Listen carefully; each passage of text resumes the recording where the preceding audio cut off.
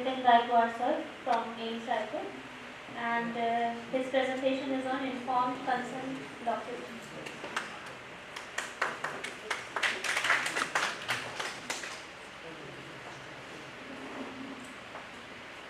And your proposal is approved, and then you can conduct your clinical trial or your clinical study.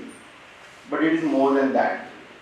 And at the end, I will also sum up with, it is not just a document, but process is also equally important. So, to begin with, informed consent document, basically it's a safeguard. So, begin with my presentation. It's a safeguard for the participant as well as for the investigator. We have heard so many litigation, we have read so many news in the newspapers that so and so doctors are being barred because they have not taken the consent properly. It was not mentioned in their consent form. And if you mention everything what is required to conduct a clinical trial, then it acts as a safeguard for both investigator as well as for the participant. Hence, to design a consent form, it's very, very crucial. What word, how to choose the proper words, what is to be mentioned is equally important.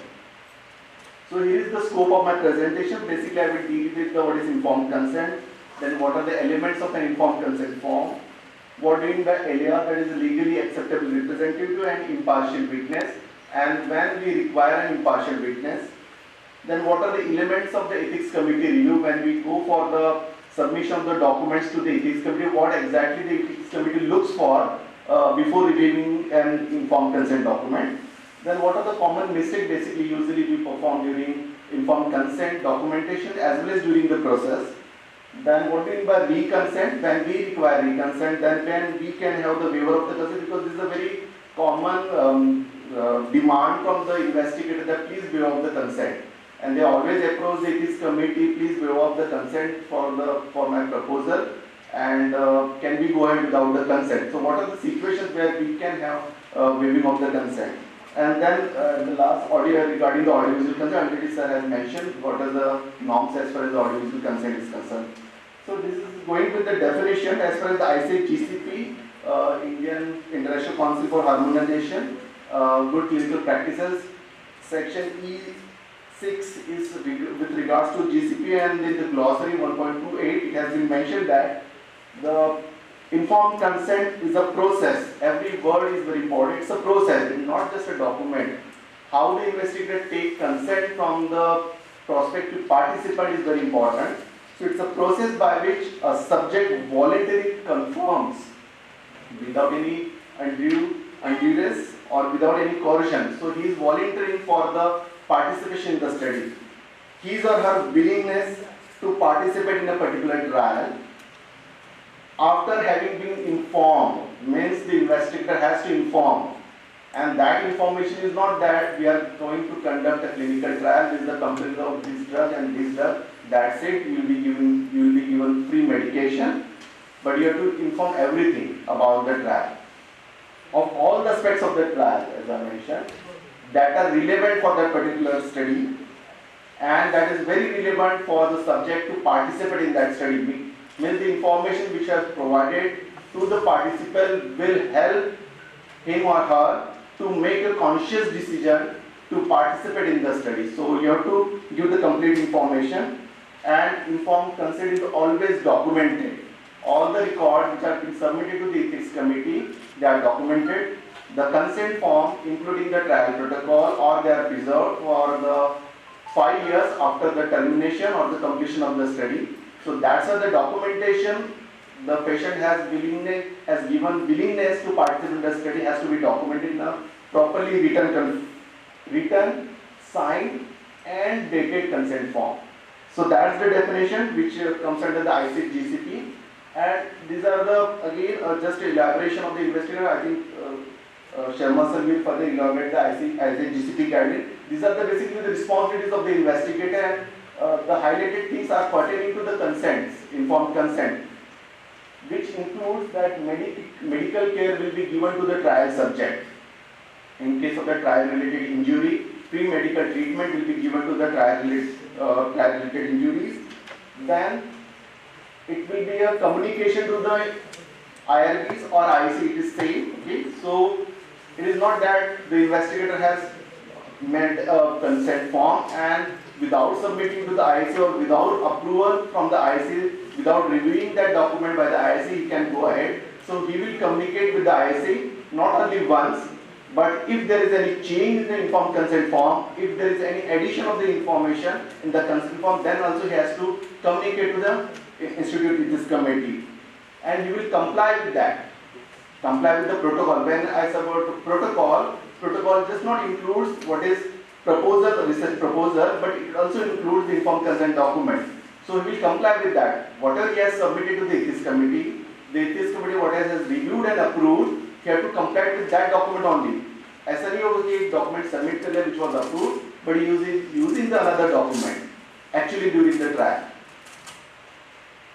And informed consent. So you will take the informed consent of the prospective trial subject. So these are the investigator responsibilities, and these are the pertaining to the investigator. Principle of voluntariness is very important as far as the informed consent is concerned, which demands respect for the right of the participant to agree or not to agree in the participate in the research or to withdraw from the research at any time. So patient is voluntarily participating in the study, and this right remains with the participant. Investigator can only provide the information about the trial, study medication, but it is the decision of the participant, prospective participant, to volunteer for the study or not, and that ensures the rights are safeguarded. By giving the voluntariness to the participant, their rights are safeguarded. So informed consent document, as I mentioned, it has three elements: informed consent and the document. Documentation, it is a written part, signed and then dated.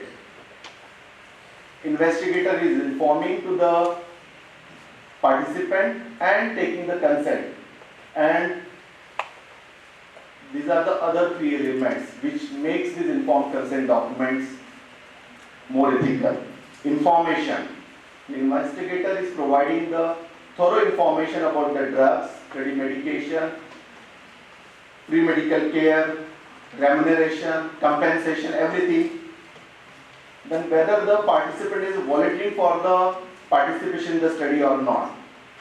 And not only that, providing information is not only sufficient. You have just read the document, or the participant has read the patient information sheet or participant information sheet, but whether he or she has comprehended that information or not.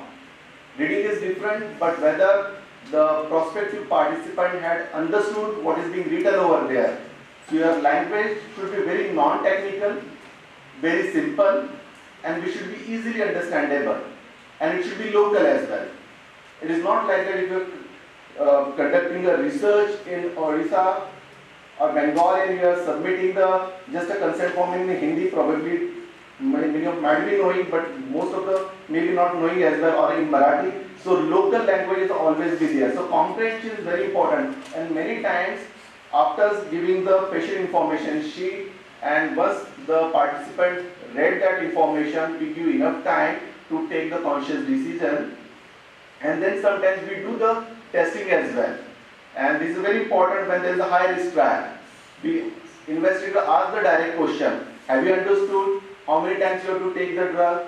How many times you have to visit? Such kind of the direct question. Retesting is also done to ensure the comprehension. So that makes, these are the three pillars we can say for the informed consent document. As I mentioned, informed consent document, it consists of the different parts. The first and foremost is the patient information sheet, or it is also called a participant information sheet, or commonly abbreviated as a PIS. Then is the consent form. Consent forms are of two types: for the participants more than 18 years of age and the participant less than 18 years of age.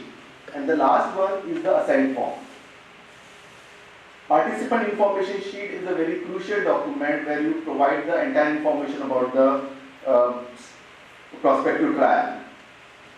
And this informed consent document is to be submitted to the ethics committee. It is to be reviewed in the full board meeting, not just by the member secretary, not just by the primary reviewer, but it is to be approved in the full board meeting.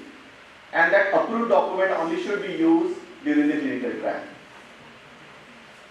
while making informed consent document, it should be just a complete document. Many times this committee reviews a 2-page document where just a title is written of the study title and then 1 or 2 paragraph information followed by a consent form of 1 paragraph and then the signature column. But it should be a complete document. It should mention the protocol number. It should have study title.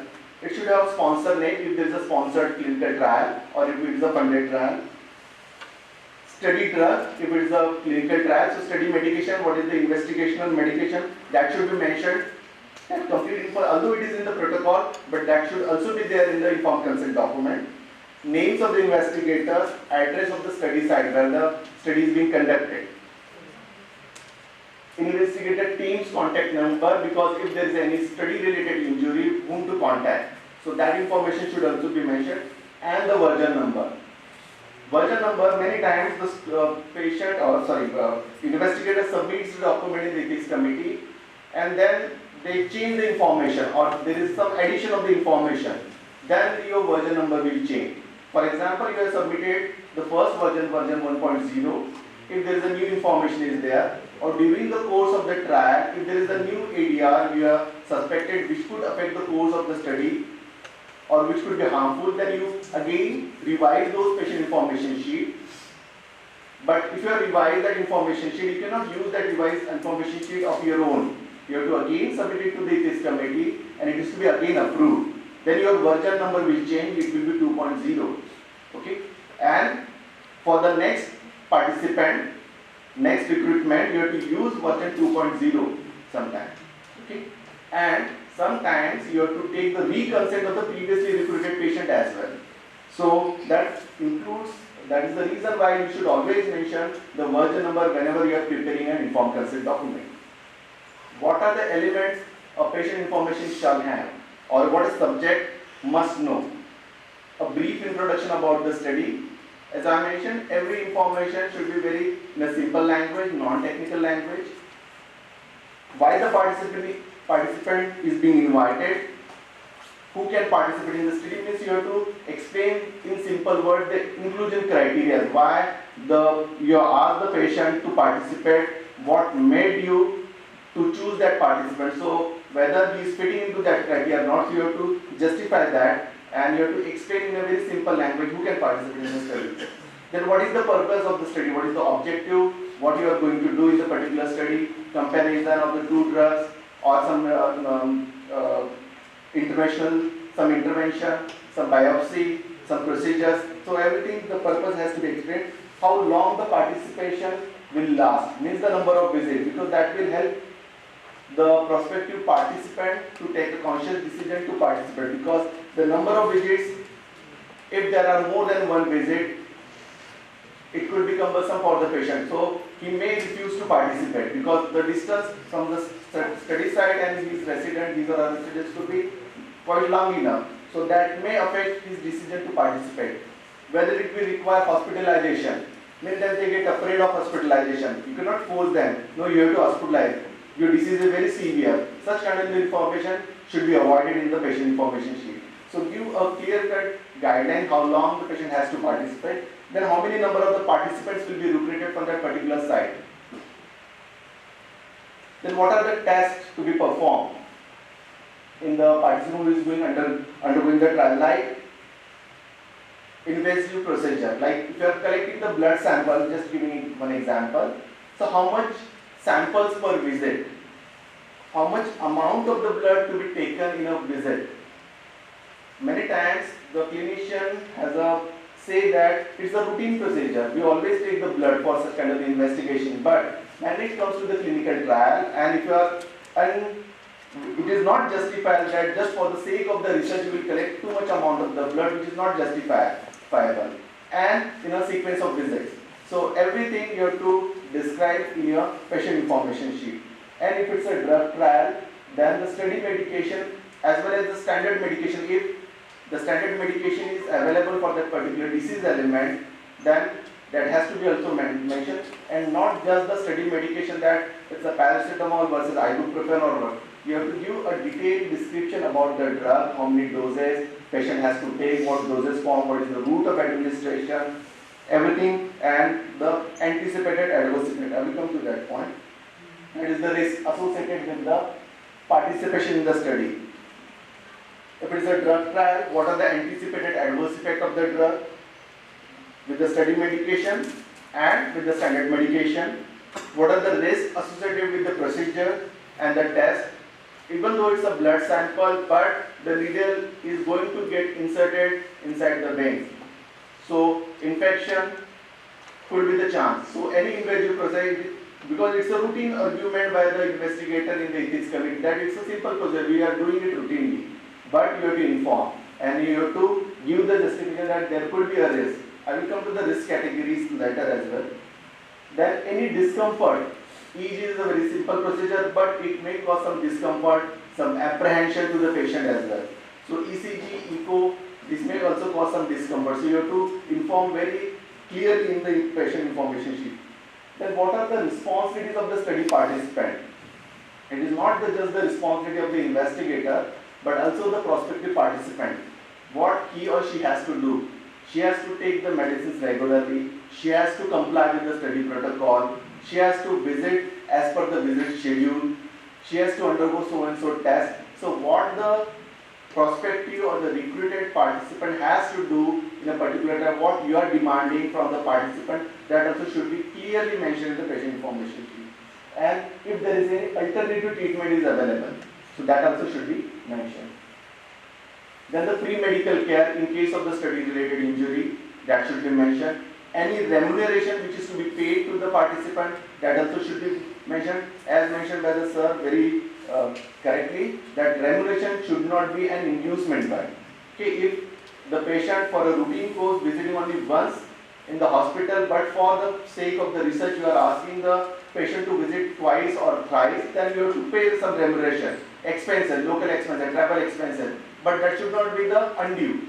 Okay, if the distance is just a 0.10 kilometer, 100 rupees could be enough, but giving 1,000 rupees could be an inducement for in such cases. So avoid from such kind of the remuneration. That should be clearly mentioned in the patient information sheet. Then this statement is very important, that statement about the freedom to participate and to withdraw from the research anytime without penalty or loss of benefit which the participant would otherwise be entitled to. So is free to participate as well as free to withdraw without affecting its right. So this statement is to be there in the patient information sheet, that we are not making him devoid of the any treatment if he is disagreed to participate in the clinical trial. What will happen if there is a new information? Any anticipated circumstances where the subject participation may be terminated by the investigator, that should also be clearly mentioned. Then the statement of confidentiality and the privacy, that you must ensure that as a researcher that the data which is being generated out of that patient will be kept absolutely confidential, will not be revealed anywhere without disclosing his name, and will be used only for the research purpose and only by the research team only. Who has reviewed and approved the study, means the name of the ethics committee, and whom to contact in case of if the patient requires any clarification or information. So all these are the elements for the patient information sheet or the participant information sheet. Then when we come to the consent form, which is the part B, so again all these are the things which is to be mentioned there in the clinical consent form as well. But here addition of the patient name, initial, patient number, that is the recruitment number, date of birth, age of the patient, address of the patient, name, legal here, because if there is a compensation issue then you should also note down the legal here, and the relationship of this nominee with the subject. So that all information has to be there in the consent form, part B of this informed consent document. And then comes the different statements. And actually I have taken the statement, okay, because of making a bullet presentation for this will not be sufficient for this kind of presentation. So I will just read out the statement, and every statement is important, and against each statement ideally you should take this as per the schedule by guideline, that you should take the patient initials, at the end you have to take the signature and it should be dated. So first I confirm that I have read and understood the information sheet so and so titled for the above study and had opportunity to ask the question. So you have to give the enough opportunity to the participant to ask enough question. He may discuss with the family members as well, and you have to take the initials against that. I understand that my participation in the study is voluntary. So here he is saying that he is voluntarily participating in the study and is free to withdraw at any time without citing any reason, without any medical care or legal rights being affected. So if you withdraw in between, then his treatment for that disease should not be affected.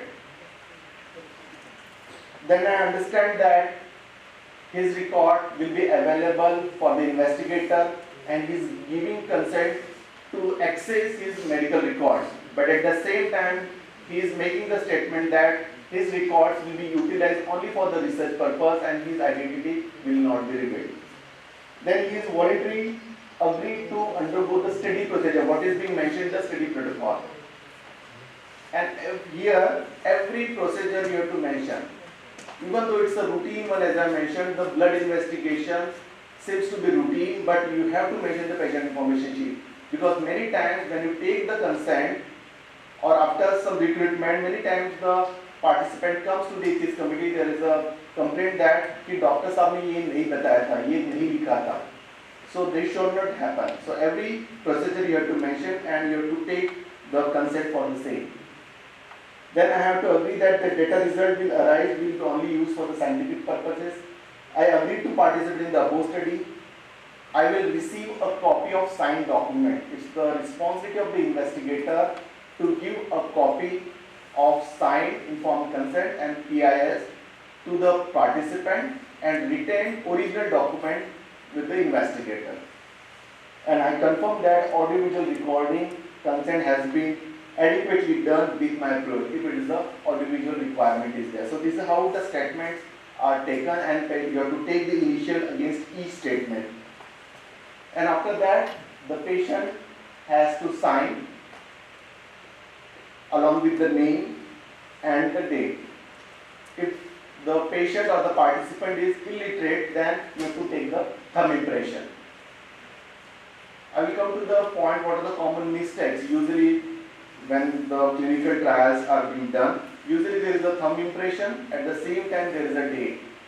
And sometimes the investigator puts the date for the patient.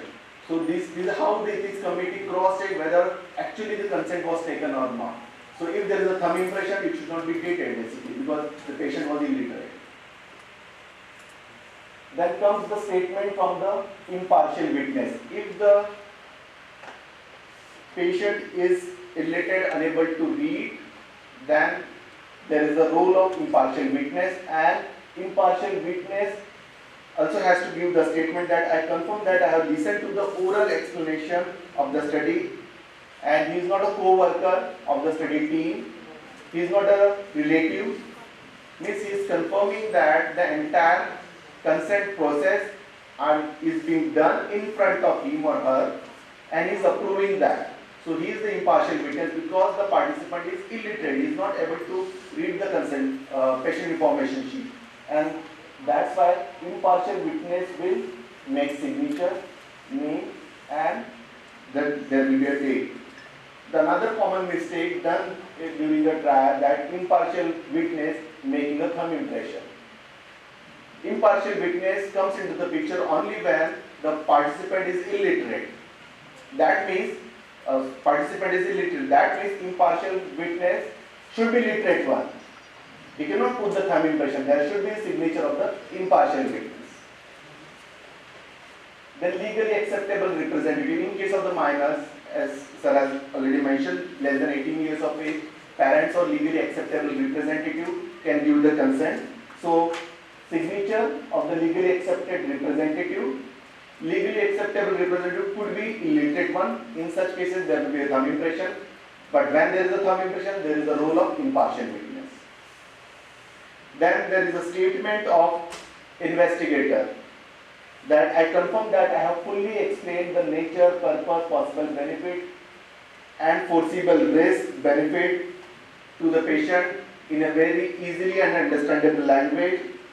That he also committing that I have given the copy of informed consent document to the prospective participant and He has taken a free consent from the participant, and then investigator signs, or his nominee signs, name, and again it should be dated.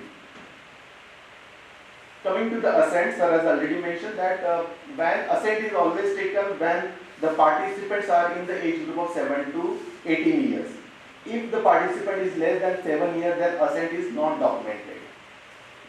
If the participant is between 7 to 12 years, then the oral or the verbal assent is taken, but it should be always taken in presence of legally accepted representatives or parents.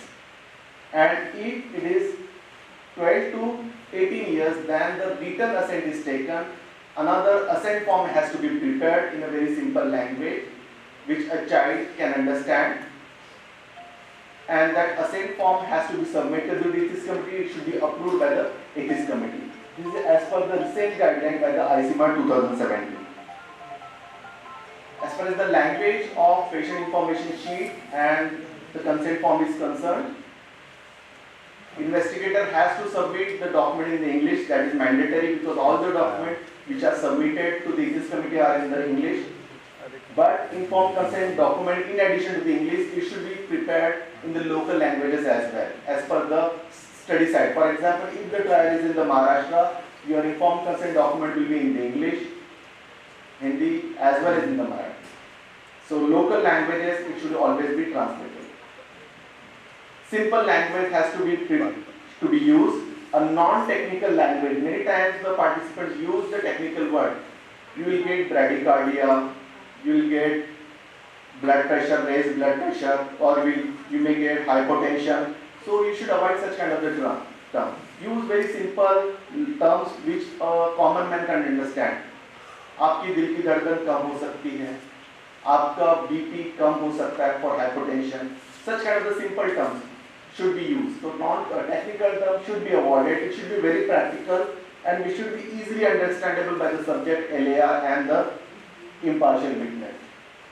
LAR is a legally accepted representative and or legally authorized representative. This is the definition as per the ICMR guideline. A person who, under applicable law or judicial authority, can give consent on behalf of participant.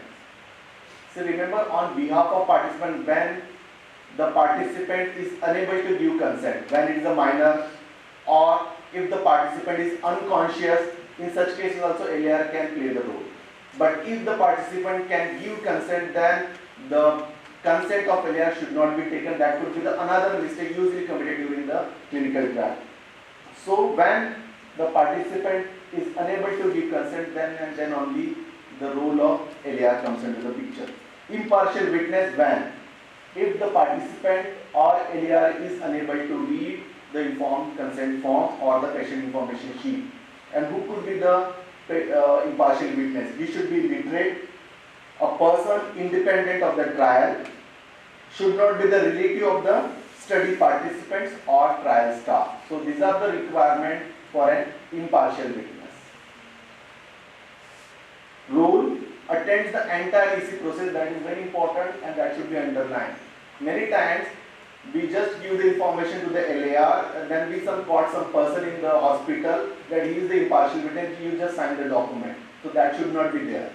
Because later, if there is adverse event or study related injury or sometimes death occurs during the prospective participant, then he may complain that the process was not attended by the impartial witness. He was just wandering here and there, and investigator caught hold of this and asked to sign.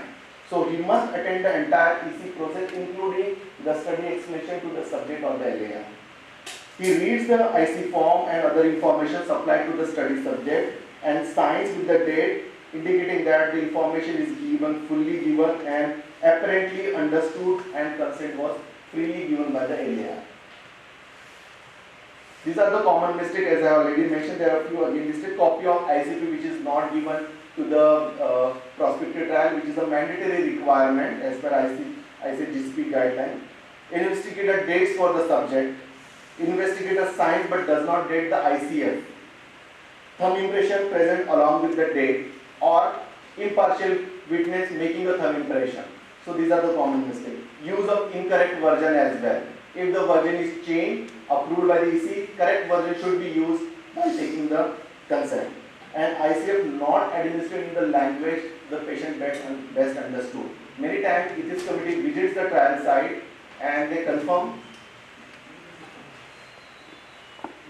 from the prospective participant. They may call the prospective participant and they ask in which language the ICF was introduced to you.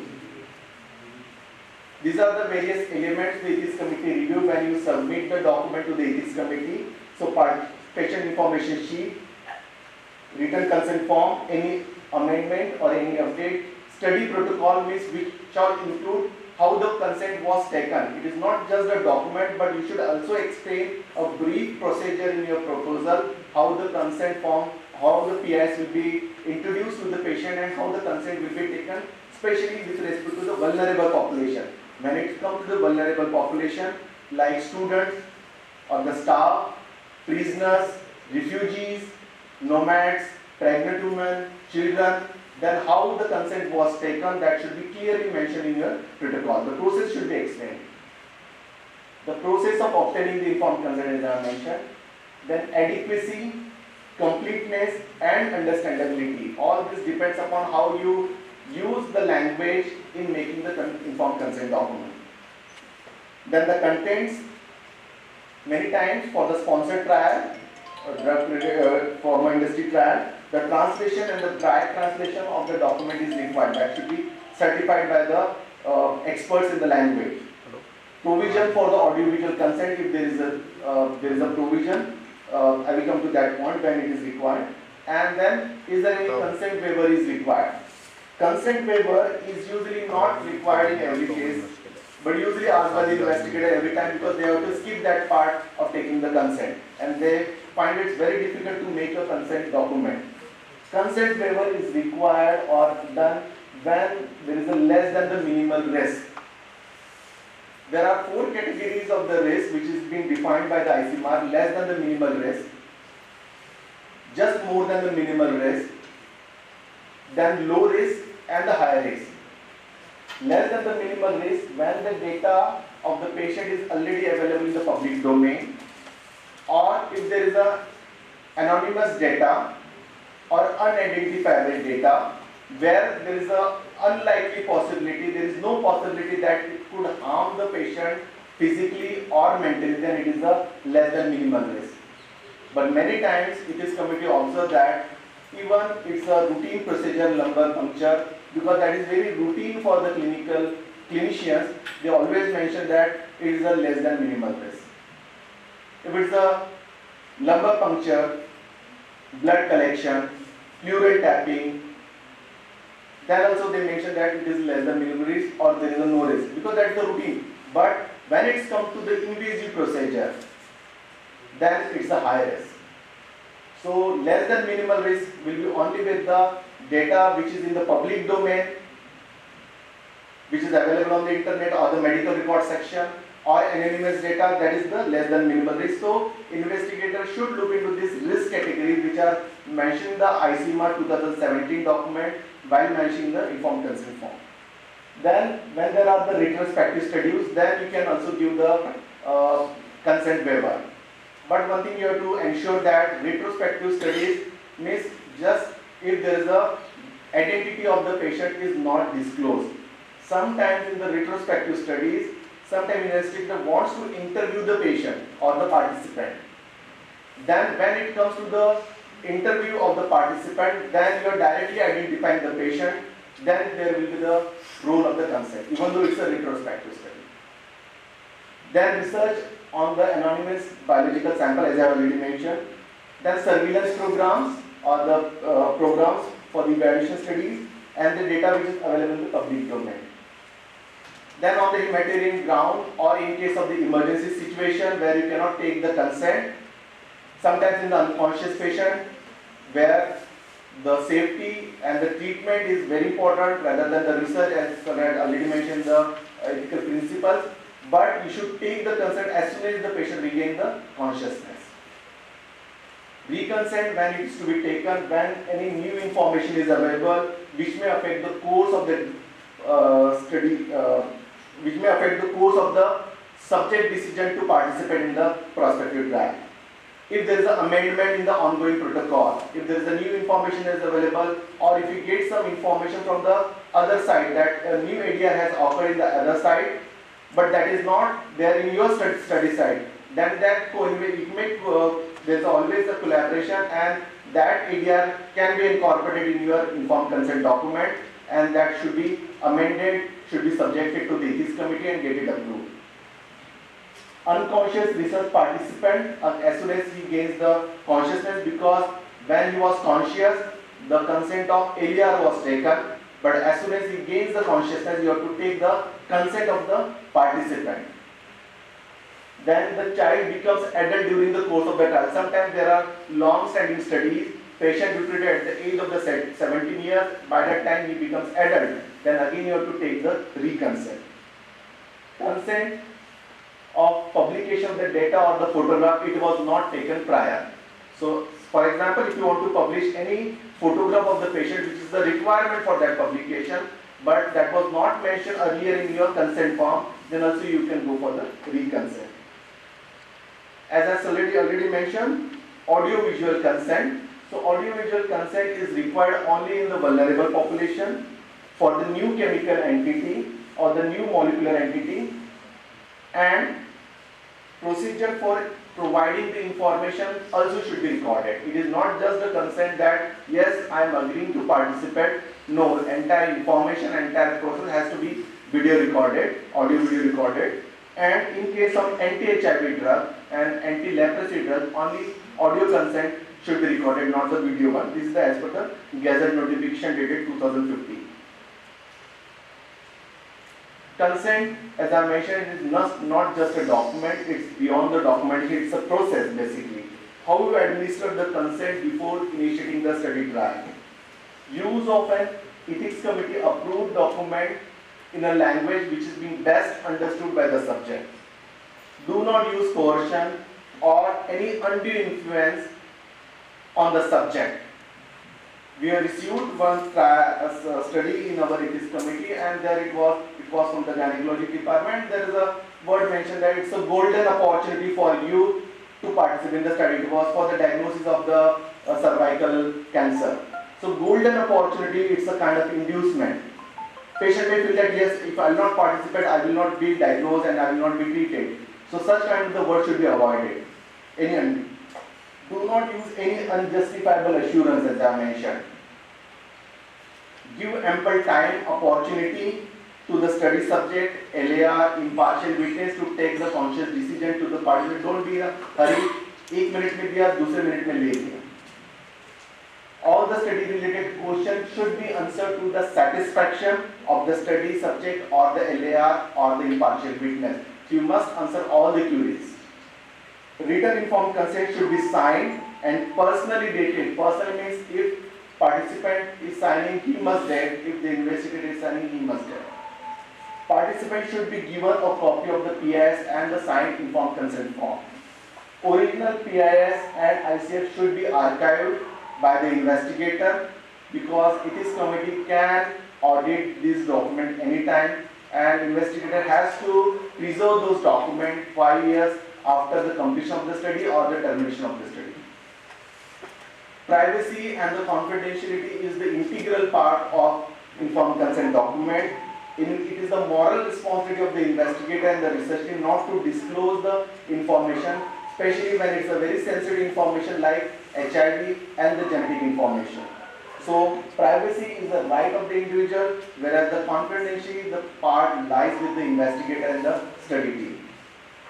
And as I mentioned, reading is not the understanding. If you are reading just in front of the participant, but he is not getting anything out of that, that is not the correct way to take the consent. You must ensure that the patient has comprehended the information which is being provided to him or her in the informed consent form or the PIS. So last, the take-home message: informed consent protects the individual autonomy to freely make a choice whether to participate in the research or not. 3 components are very essential: information being provided to the participant, voluntariness of the patient, and the comprehension of that information, whether he has comprehended or not. Freely given informed consent from each trial subject is adequately and appropriately documented is mandatory as per the ICET GCP guidelines. So thank you very much for the patient listening, and thank you very much for the organizing team for inviting me for this talk. If any questions